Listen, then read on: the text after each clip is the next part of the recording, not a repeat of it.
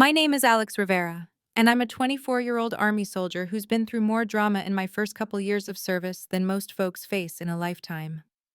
I grew up in a small town in Texas, the kind where Friday night lights mean football games and everyone knows your business before you do.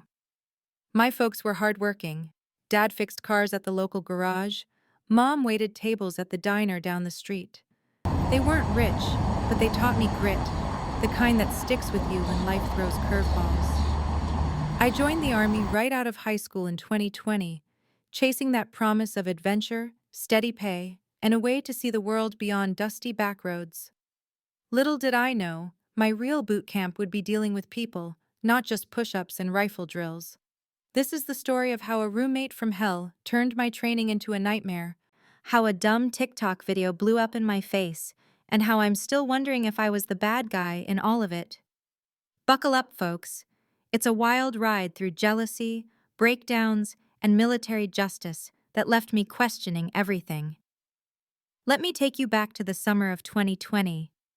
The world was upside down with the pandemic, but the Army doesn't wait for nobody. I shipped off to basic training in June, fresh-faced and 18, with a duffel bag full of dreams and a head full of nerves. Basics no joke. It's 10 weeks of getting yelled at, running till your legs burn, and learning to function on zero sleep. You're broken down and built back up, or at least that's the idea. My platoon was a mix of folks from all over.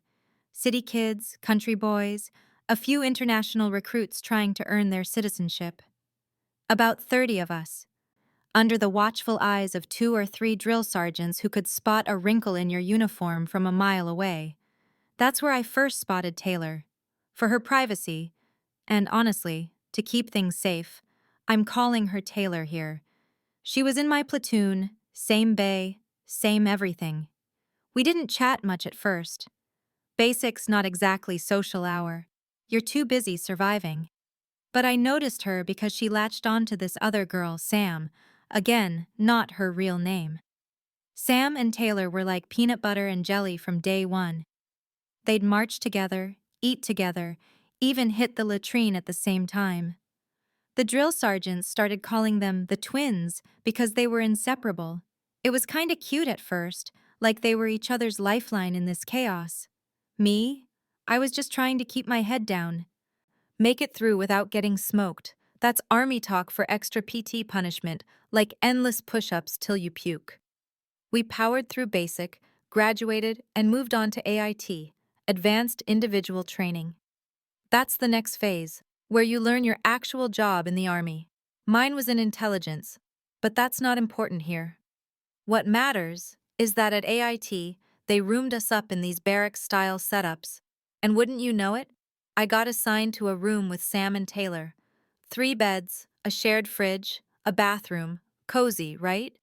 Or so I thought. From the jump, Sam was a sweetheart. She'd knock on my bed frame in the morning, all smiles, asking if I wanted to tag along when they ran errands. See, at AIT, you're still under tight rules.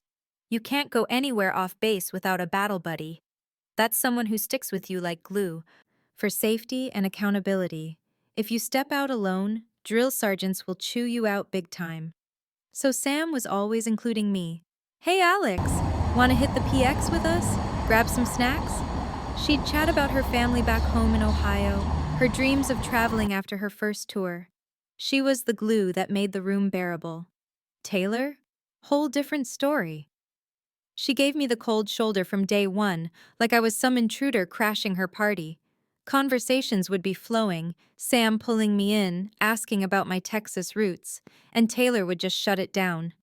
She'd turn away, mumble something under her breath, or change the subject like I wasn't even there. It was subtle at first, but it built up. Take the fridge situation. We had this little mini fridge in the room, standard issue. We all agreed to share it fairly. Taylor pipes up with her system. Everyone gets their own shelf. Sounds fair, right? But she assigns me the tiniest top shelf, the one where you can barely fit a yogurt cup without it falling out.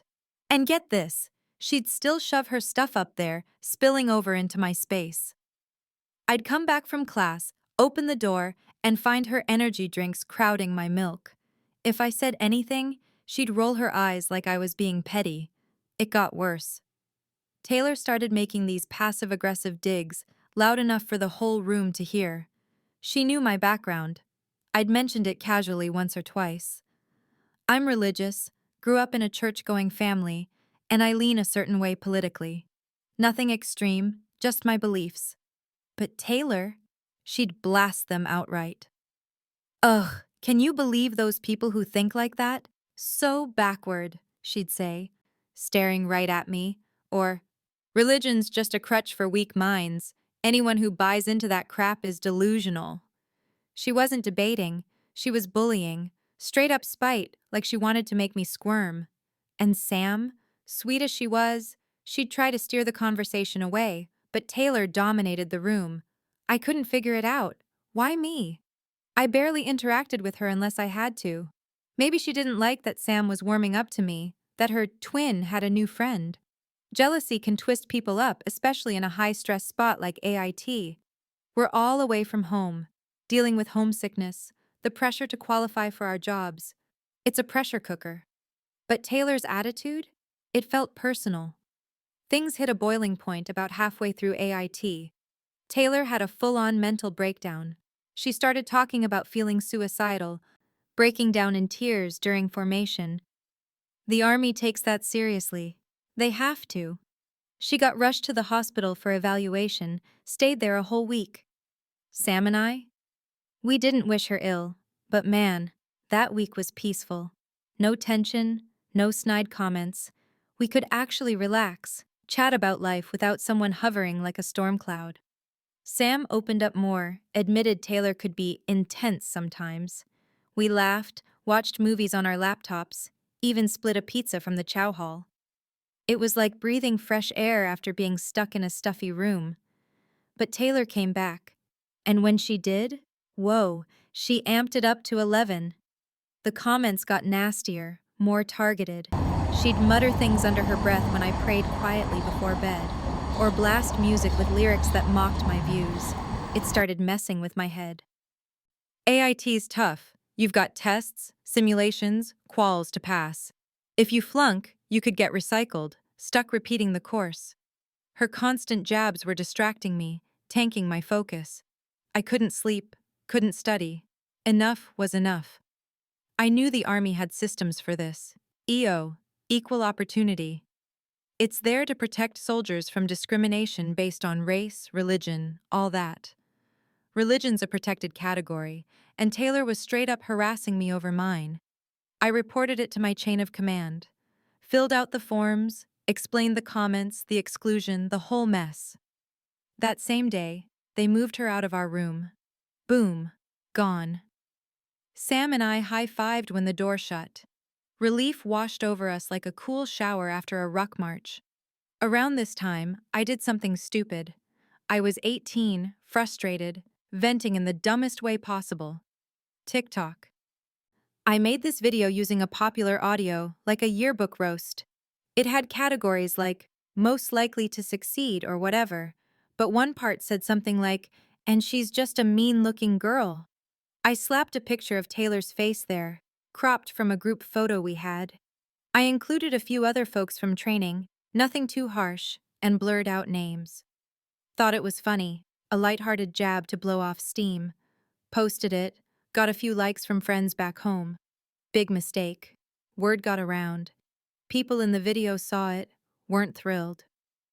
Taylor flipped out. At first. I took it down quick, maybe an hour later. Posted an apology video. Hey, meant it as a joke, no hard feelings. Sorry if it came off wrong. Messaged everyone involved, including Taylor. She responded, said it was all good, just fun. Seemed to cool off. I figured that was that. Taylor didn't last in the Army. She got separated, discharged for whatever reasons, probably tied to her mental health stuff, medical or administrative, I don't know the details. She was put in hold status, waiting to ship out. And that's when the real storm hit. Rumors started flying, whispers in the barracks. Alex told Taylor to drink bleach. Alex said she should hang herself with shoelaces. Alex has been bullying her non-stop, messaging threats. What? I never had her number, never followed her on socials. We barely spoke. But she was spinning this web telling everyone I was the villain. Why? Revenge for the EO report? The TikTok? Who knows? But it worked. On my 19th birthday of all days, I got yanked into the drill sergeant's office. Rivera, you're under investigation. My heart dropped. UCMJ, Uniform Code of Military Justice. That's serious. It's the military's legal system. Break regs, face court-martial, possible discharge. They said I couldn't move to my first duty station, even though I'd graduated AIT, stuck in limbo while they investigated claims of bullying and harassment. The next weeks were hell. Interviews, statements, digging through my phone, which had zero evidence. Taylor's stories didn't add up. No texts, no DMs, nothing. But the damage was done. I second-guessed everything. Was the TikTok that bad? Yeah, it was immature. I apologized, took it down. But her lies? They could have ended my career before it started. In the end, charges dropped. No proof. I shipped to my unit, moved on. But it eats at me. Taylor's gone, but the scar's there. Did I deserve it for that video? Or was she the real bully? Am I the asshole? That's my story, folks. The Army taught me a lot. Discipline, teamwork, resilience. But it also showed me how one toxic person can flip your world. I still serve, proud of my uniform, but I watch my back now. Social media? I think twice. And roommates? I pray for good ones. If this tale hit home for you, maybe you've dealt with a bully in uniform or just in life, drop a comment below. What's your take? Was I wrong for the TikTok? Or was Taylor out of line? Ask away if anything's unclear. I love hearing your thoughts. It helps us all feel less alone in these messes. And hey, if you enjoyed this, hit that like button and subscribe to the channel. We've got more real-life stories coming. Heartbreakers, triumphs, the works. Share your own in the comments. Who knows? It might inspire the next script. Let's keep the conversation going. Your voice matters here.